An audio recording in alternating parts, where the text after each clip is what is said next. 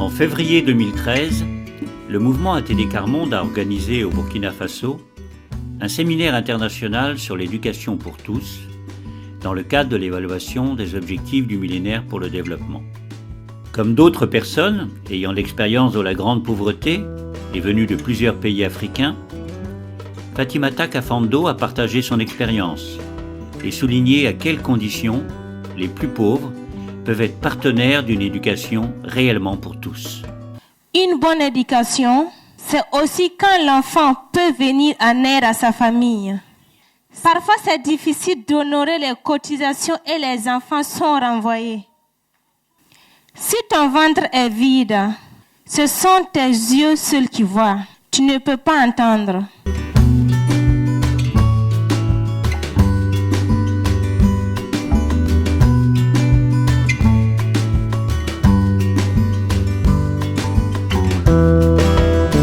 Je viens d'une famille de 4 enfants, dont le papa et puis la maman sont 9 enfants.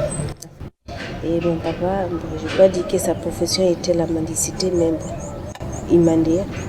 Je partais très tôt m'asseoir au barrage. Et si quelqu'un me donnait quelque chose, je le donnais aux enfants pour qu'ils partent à l'école. Chaque matin, il nous accompagnait. À midi, il vient à l'école, il me donne quelque chose. Mon papa vient avec une boîte, avec son bâton, avec un gros sac, il m'accompagne et rentre à l'école. Malgré que j'avais un sac peut-être troué, pas de beaux cahiers, non. J'étais fière et je partais à l'école. Lorsque j'apprends quelque chose de nouveau à l'école, j'ai hâte d'aller raconter à ma maman, quoi.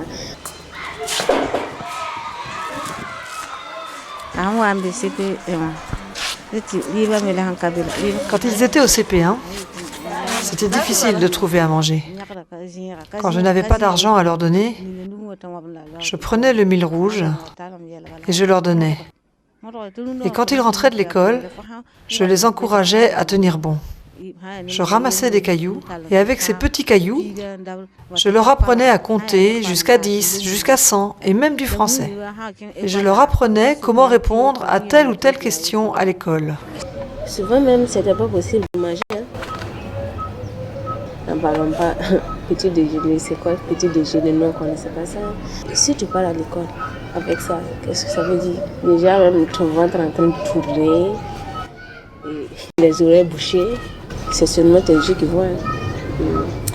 Malgré tout ça, on partait à l'école. Mais moi, je sais que c'était le courage de nos parents qu'on mettait dans mon ventre. Sinon, c'est pas possible. J'étais très heureuse dans le groupe, malgré la différence qui nous séparait.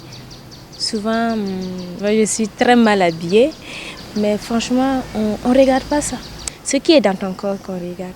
En 1999, on m'a proposé de participer au Forum international des enfants en Suisse, à Genève.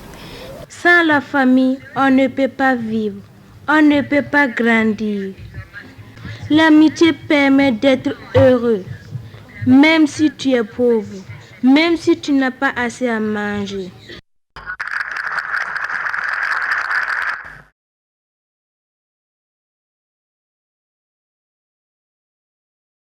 Ce que je transmets aux enfants lors des rencontres, c'est déjà le courage et aussi d'accepter l'autre.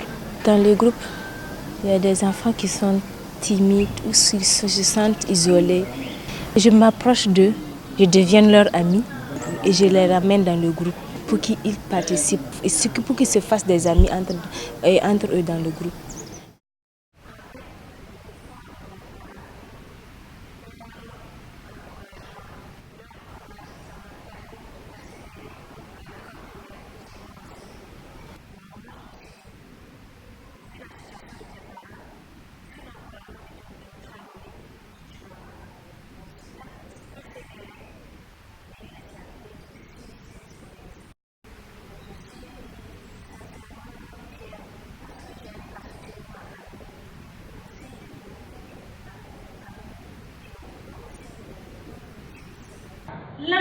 Les propositions de ce séminaire international de Ouagadougou ont été partagées au grand public et aux représentants du gouvernement.